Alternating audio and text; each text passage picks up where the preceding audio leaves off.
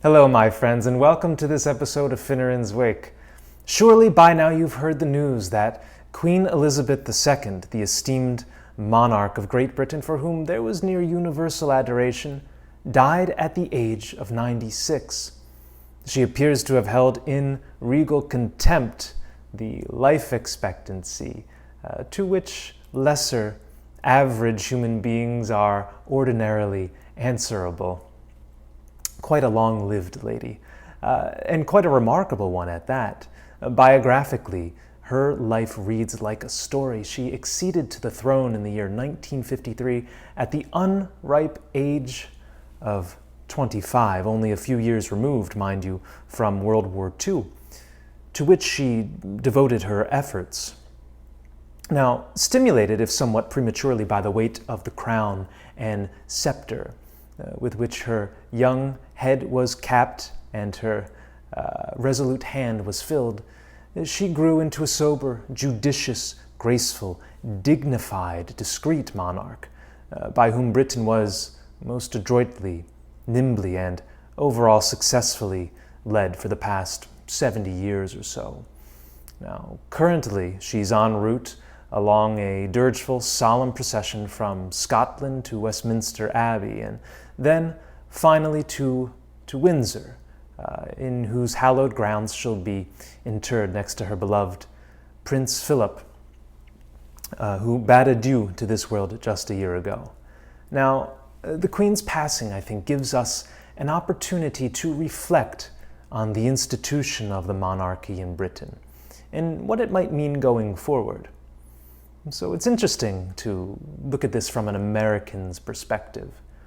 For obvious reasons, we Americans feel somewhat ambivalent about the monarchy. Residing deep in us is a reflexive and not unjustifiable distaste for the British crown, a crown from which, in hopes of a more sympathetic consideration of our grievances and remedy to our pains, our colonial forefathers earnestly and very respectfully sought redress. And failing that noble attempt at conciliation through more peaceful means, they ultimately chose to separate themselves. So we mustn't forget that we long nourished the hope that our proper rights as British citizens, as British subjects, might be restored in good time without having to resort to violent, revolutionary means. As we all know, though, hostile measures could not be averted, and we are the country we are for having pursued a different route.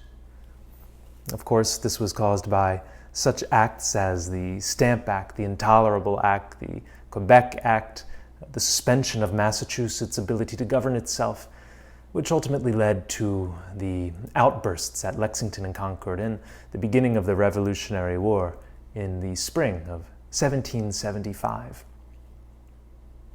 With time, though, comes sobriety, the clearing of the mind and passions, by which we're able to assess the monarchy with eyes unclouded by the intoxicating fumes of revolution and independence.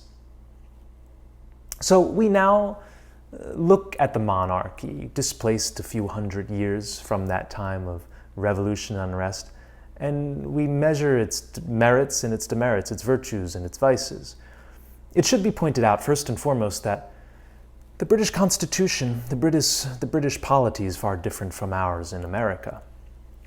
It is a combination of, on the one hand, a constitutional monarchy, and on the other, a parliamentary government. Now, the two are separated but closely linked in some ways, in some symbolic ways. Now, this is something that the United States of America, our government, lacks. We have something of an entanglement between the head of state and the government. They're not so clearly discrete. They're not so clearly separated in their form and in their action. So the British system of government is what you might call a mixed polity. Now, this is the form of government of which all the classical writers are most supportive, from Aristotle to Polybius to Cicero. all proclaim universally that a mixed, or what you might call an impure form of government is best, one that combines the aspects of monarchy, aristocracy, and of course, democracy.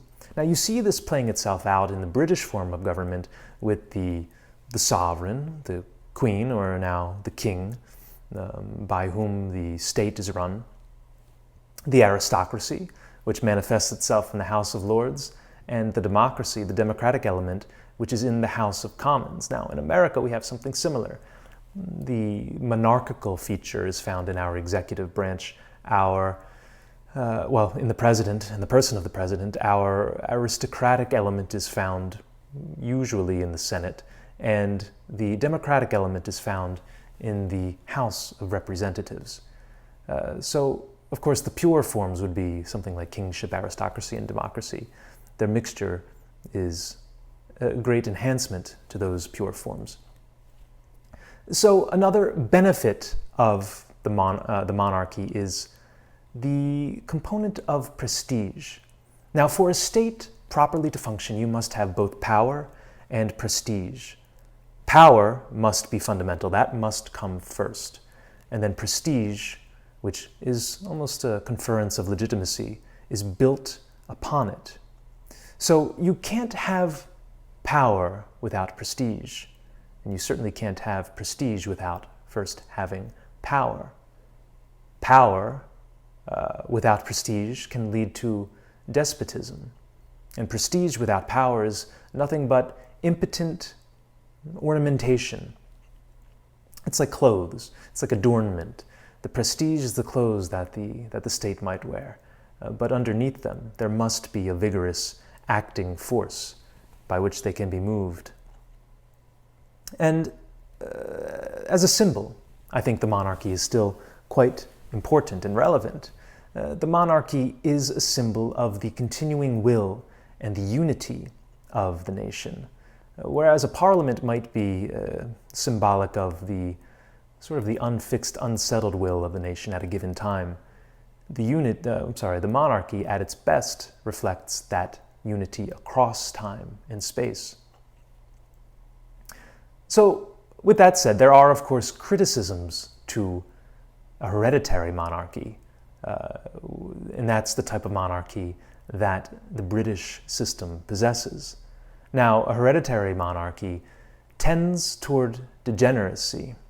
You'll note that it's infrequent that the eminent virtues and goodwill and the wisdom and the ability of the parent, let's say in this case Elizabeth, are preserved and even enlarged in the child, in this case Charles.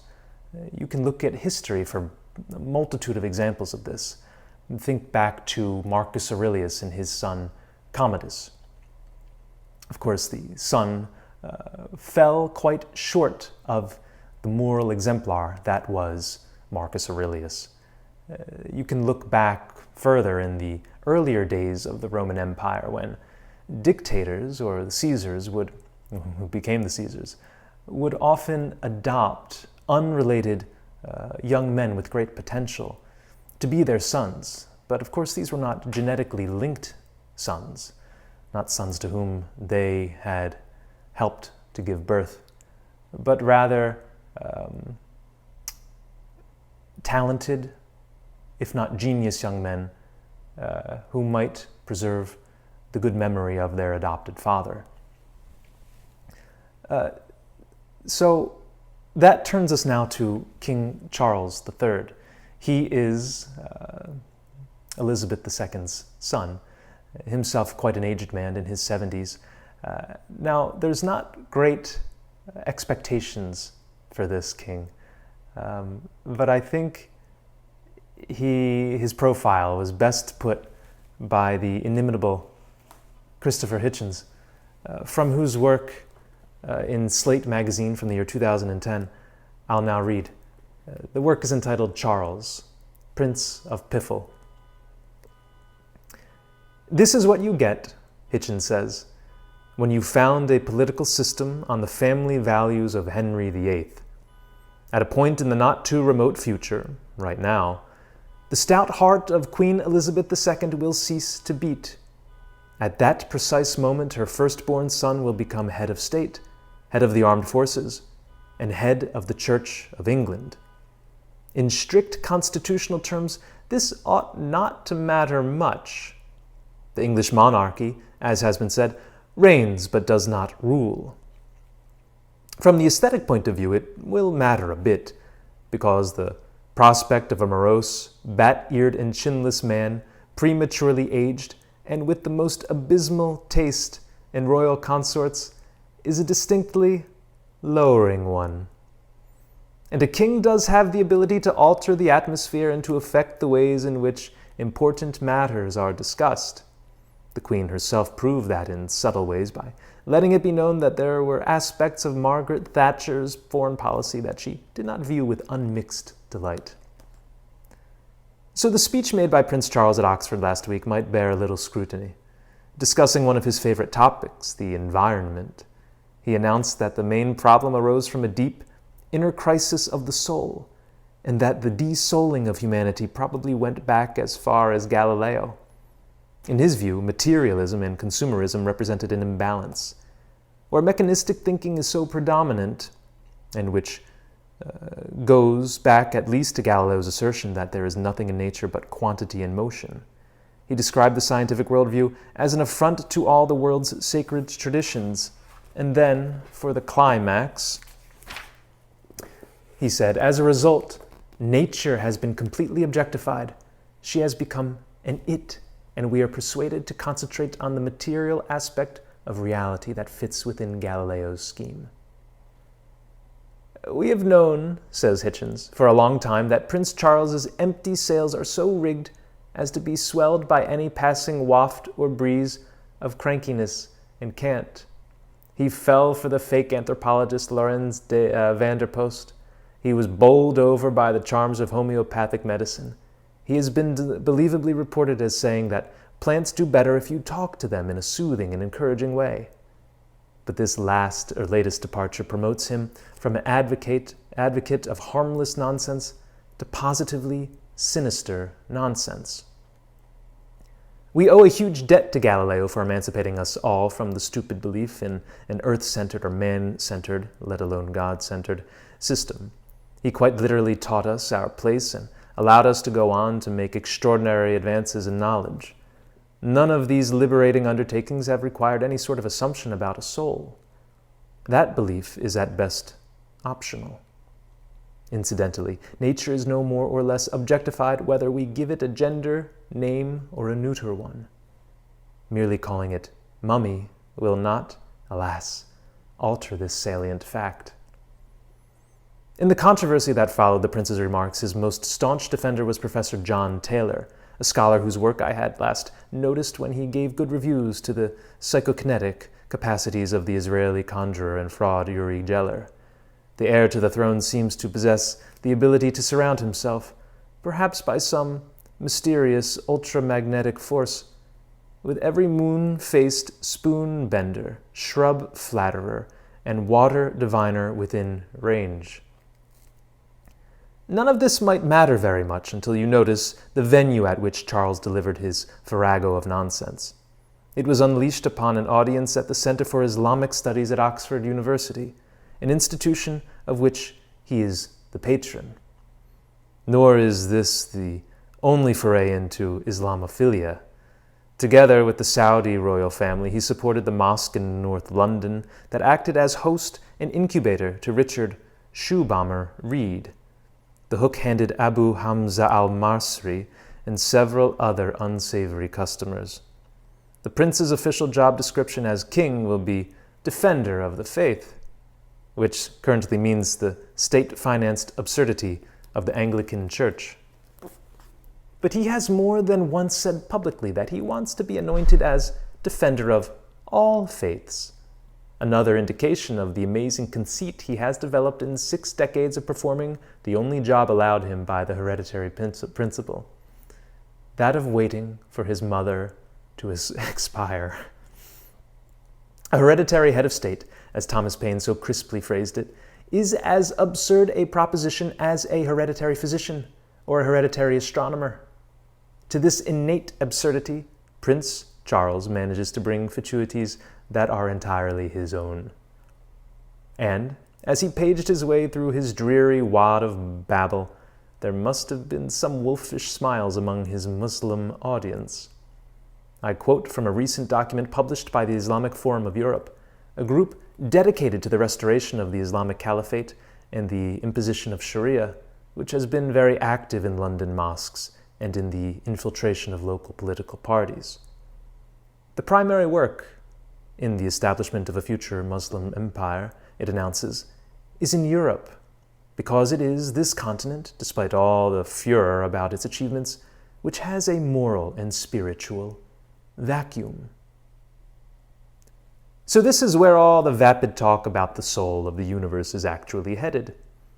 Once the hard-won principles of reason and science have been discredited, the world will not pass into the hands of credulous herbivores who keep crystals by their sides and swoon over the poems of Khalil Gibran.